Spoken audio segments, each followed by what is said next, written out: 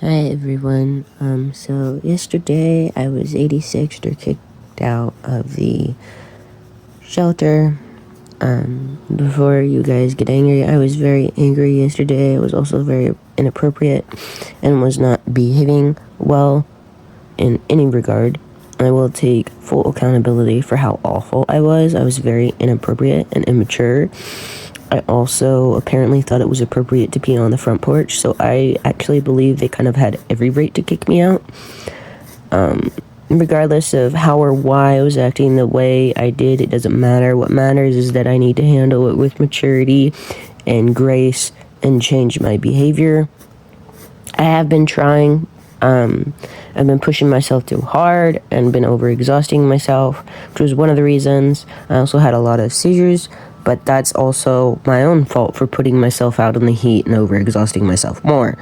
The house has tried to bend over backwards to work with me, and I just was not having it.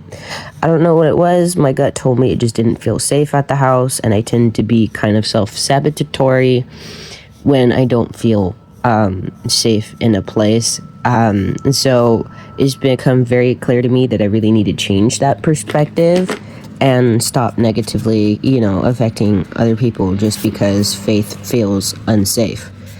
I'm at a friend's house. I should be fine. He always told me, and I have incredible intuition, so I kind of knew everything that was going to happen before it happened, but I still allowed it to happen. I think partly because I wanted to be banned from the house, mostly, not just solely out of self-saboteur. I mean, yeah, I did really try to get myself banned yesterday. I think because I've had a lot of behavioral issues overall at the shelter, and I think part of what my heart was trying to do, despite how overly dysregulated it was and overly exhausted and tired and plum-tuckered I was trying to get myself banned so I wouldn't have to keep going to that place and keep having behavioral issues and negatively affecting not only staff but peers all around me at the shelter. So I think one of the reasons why I just didn't care if I got banned yesterday was because I was really, other than being tired in general, I was tired of hurting the wonderful people at the shelter around me. And that was very apparent from what I was saying. I kept saying it was a problem. I kept saying I was fucking up. I was making issues. And, staff kept saying, and peers, well, your perspective of yourself is very different, than how everybody else sees you. And I really don't know how to handle that information. I did not handle it well. It just sounded like a lie to me. I don't understand how people see me. It's not my job to understand how other people see me. However, I did try to understand. The only thing that I could understand was that my behaviors were really hurting everyone around me, and I was not okay with doing that anymore. So I think I really pushed the self-sabotaging behavior yesterday to get banned because I no longer wanted to negatively affect all those beautiful people and staff who want to help everyone as much as I have been. I could have handled it better, yeah, but from how tired I was, I don't really know how to explain how tired I was. I've never really been that exhausted. My friend whose house I'm at says I should focus on sleep and trying to be positive, because if I keep focusing on the negativity, it's going to keep derailing me, and he's absolutely correct.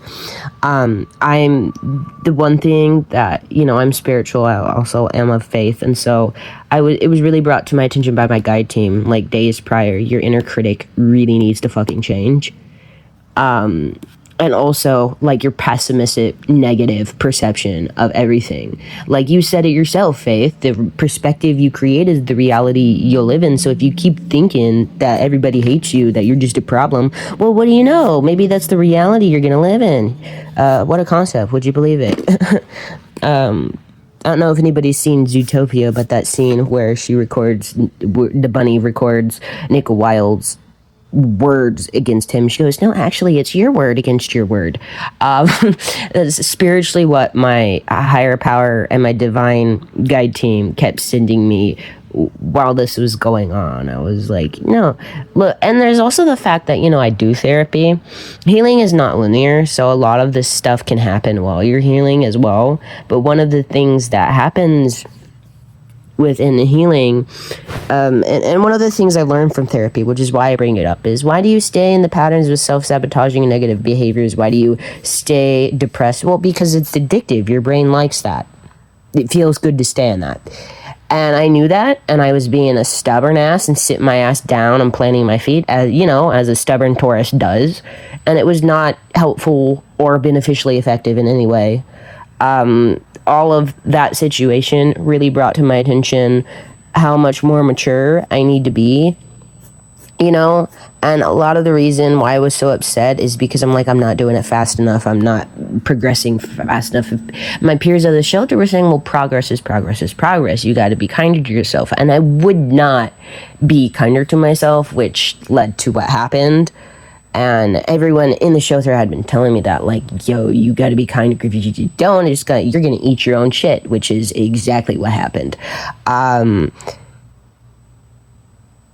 Aside from how my trauma explains why I acted do, and again, I'm using the word explain as an explanation because I'm not trying to excuse my behavior. Just because my pain is valid does not make my behavior acceptable. I'm well aware of that. What I'm really trying to say is that when I mention my trauma, I am no longer, because past me used to be this, and when I'm really depressed, can still fall into this, which I'm trying to change, which is the self-pity, poor me, this trauma, A, B, or C. It's not helpful behavior. Nobody wants to be around that. It's annoying. There's always some excuse as to why you can't change. But for me now, versus now when I bring up my trauma, I will literally say, no, I'm not trying to bring this up for self-pity. I'm trying to bring it up as an explanation of why I act the way I do. A lot of people have heard me say that in conversations now. And it's because a very good friend of mine back in the day had told me it is an explanation, it's not an excuse, Faith, and you got to quit using it as an excuse. And I think a lot of me has internalized that person. That friend of mine, and we're no longer friends, but were very critical. They were very harsh on their saying. And so because in that time where I met them, I was so self-pitying and everything, I learned to be very, very hard on myself. Because if I wasn't in the mindset that I was in over 5.5 years ago, I was more lenient with myself. And if I wasn't that harsh, I would keep doing what I was doing, and I wouldn't wake up and have a reality check. The problem with that is that that's an old way of speaking to myself, meant for that season that was 5.5 years ago. So I really need to change, how I speak to myself now, because I'm not who I was 5.5 years ago. You know what I mean? Which is what people have been saying, and would you believe it, my stubborn ass didn't want to listen, which is how we got to now. I get that people care about me. I may not understand that or fully want to accept that people care about me, regardless of how my trauma explains why I have that mindset. But I do need to change that perception. I mean, my friend was telling me last night, dude, I love you. I mean, he has a girlfriend, so it's not like he's talking about romantic love. He's talking about platonic love, which is he and I both were talking about. I'm like, dude, yeah, I love you too. We're not talking about anything romantic there. I have never met a best friend as much as this man, who he helped me when I was pregnant with my son during that period of time 5.5 years ago. He has stayed in it with me when I was at my worst and when I was at my best. He is a very good man, and I love him as the best friend he is to me, and he was saying that. And he got very mad at me when I was, I also haven't slept, and that's my own fault too. Like I said, I've been pushing myself too hard, and so that really affects my mental health, which I knew. I just didn't care, because the problem that happens is when I grew up, anything that was a mistake, heaven forbid that I was not perfect in my parents' house, so I was taken aside and spanked. My parents did not understand what neurodivergency was. They still didn't, even when I was diagnosed. So if I had any behaviors that were autistic, I was literally spanked for, because it's not normal behavior. So what I've noticed, and the reason for me telling you guys this, is what I've noticed is when I get really, really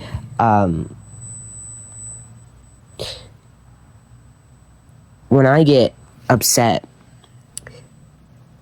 and I fall into these patterns The reason, this is why I'm telling all you guys this, the reason why I get so overly critical, and it's taken me years to realize this now, and I don't know if any other neurodivergent people who were spanked or kind of beaten grown up relate to this, but when you take that physicality away and you grow up, and when you make a mistake, and this was happening since I was 3, so it becomes a pattern. You do something wrong, you get punished. You do something wrong, you get punished. Well, I'm no longer in my parents' house. So I make a mistake. Why is everybody saying that I handled that well? So then I go into self-sabotaging behavior. I still am not spanked. I'm not being beaten. My brain is confused. So what do? My inner critic rears up and I start saying, F you, you dumb, stupid, fucking cunt bitch. Not appropriate to talk to myself or anybody that way. Regardless, the reason why my brain is doing that, and I just now figured that out, is because my brain is confused as to why I'm not either being physically spanked or punished. So it's trying to recreate that because it's used to that. And that was a very normal pattern growing up. You do a mistake, you get something taken away, you get beaten, punished, or spanked, right?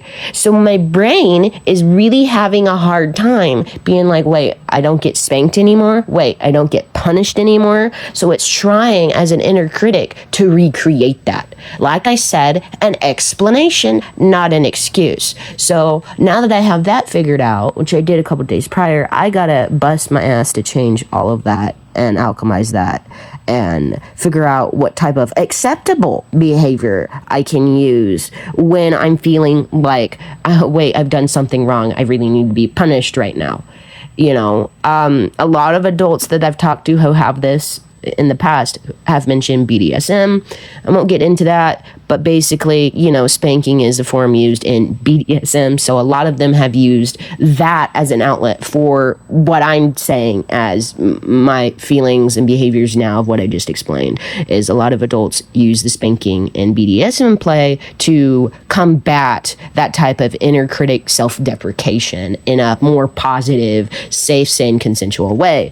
That doesn't work for me. So I'm going to have to figure out what works for me, because I cannot keep doing this. It's not only negatively affecting me, it's negatively affecting my peers. And I do care about people, and I really hope that shows by me, saying all of this and explaining all of this. I'm not looking for self-pity.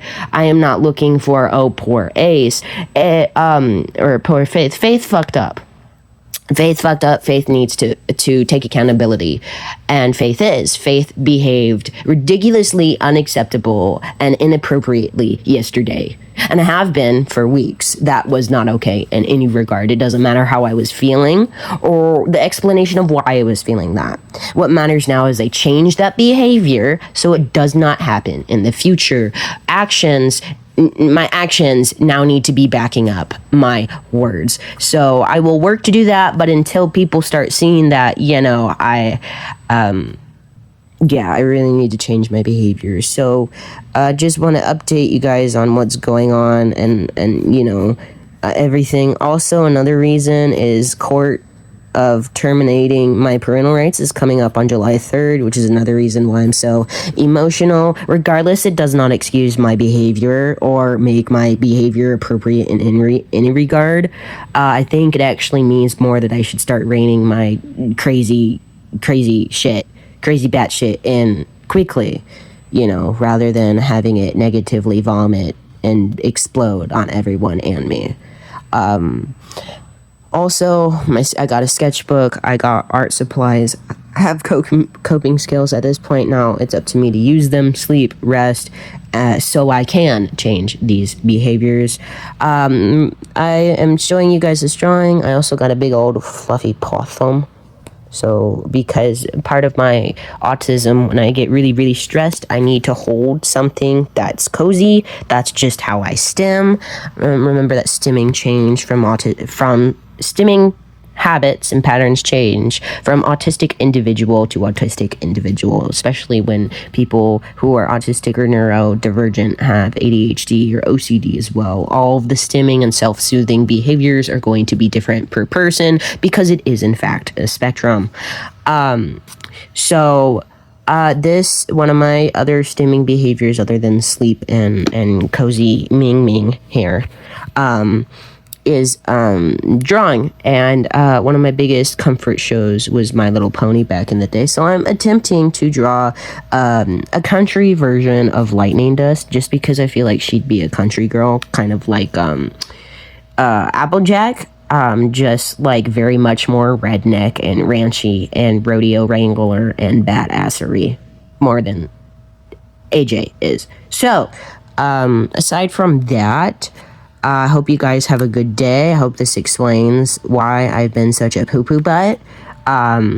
Prayers and best wishes for me to be able to change my behavior, you guys. I love you all. Thank you for your care and concern. Have a nice day.